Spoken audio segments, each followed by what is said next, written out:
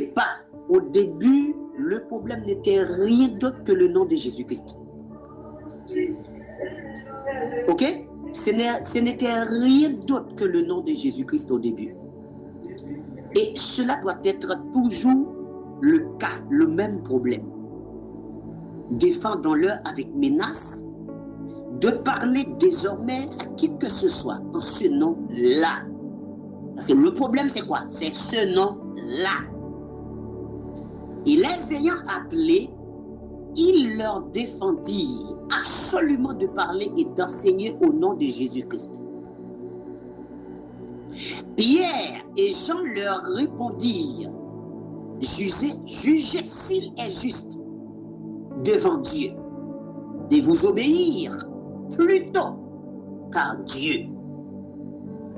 Car nous ne pouvons pas ne pas parler ce que nous avons vu et entendu. Il parlait avec puissance, avec autorité, avec assurance.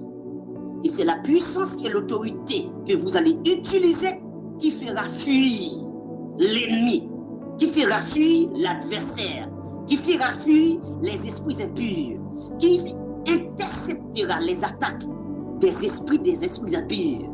Et c'est la raison pour laquelle que vous devez être dans la parole. Parce que si vous n'avez pas la parole, vous n'avez pas la puissance.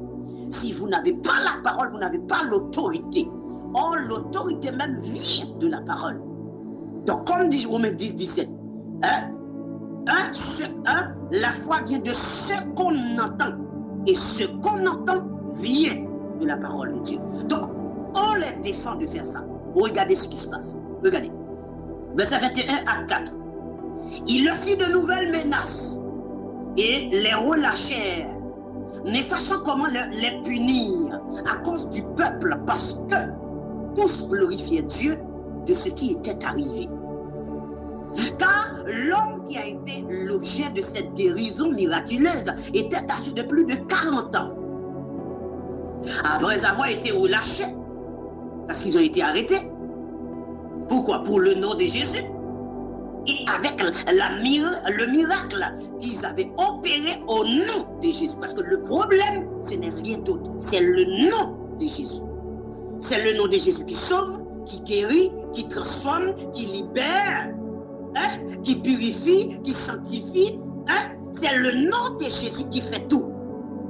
Et c'est ce nom que vous devez avoir dans votre bouche. Que vous soyez en sommeil, vous dormez, le nom de Jésus doit être dans votre bouche. Que vous êtes en éveil, vous sortez, vous rentrez dans le bus, dans le train, partout, le nom de Jésus qui doit être dans votre bouche. Si vous voulez avoir la sécurité, si vous voulez avoir l'autorité sur l'ennemi, si vous voulez avoir l'autorité sur l'adversaire, si vous voulez avoir l'autorité sur les esprits impurs. Parce que des fois, vous avez oublié que vous-même, vous pouvez imposer les mains pour vous-même. Vous-même, vous pouvez bloquer, intercepter, attaquer l'ennemi vous-même, sans avoir besoin de l'aide d'un pasteur, peu importe. Vous avez oublié cela, parce que vous ne faites plus pratique du nom de Jésus-Christ. Parce que vous laissez éloigner le nom de Jésus de votre bouche. Et ce qui met que vous ne savez plus quoi faire, vous êtes complètement dans l'embarras. Mais écoutez ce qui se passe. Le verset 24. Alors le verset 23, après avoir été relâchés, ils allaient vers les leurs. Ils allaient où? Vers les leurs. Est-ce qu'ils se sont rendus vers quelqu'un qui n'avait pas la même foi qu'eux? Non. Ils allaient vers les leurs après les menaces. Après tout ce qui s'est passé là, ils allaient vers les leurs, c'est-à-dire vers les disciples. Et racontaient tout ce que les principaux sacrificateurs et les anciens leur avaient dit. Ils se retrouvaient ensemble vers les leurs. Dans la maison où d'habitude ils se rencontrent, ils se réunissent. Lorsqu'il eut entendu, le verset 24 à 4, lorsqu'il eut entendu, ils élevaient à Dieu la voix tous ensemble. Tous ensemble, ils élevaient à Dieu la voix. Toute l'église qui réunissait élevait à Dieu la voix tous ensemble. Tous ensemble, bien-aimés. Ils ont dit quoi? Parce que vous ne savez pas comment prier. Raison pour laquelle vous ne pouvez pas prier.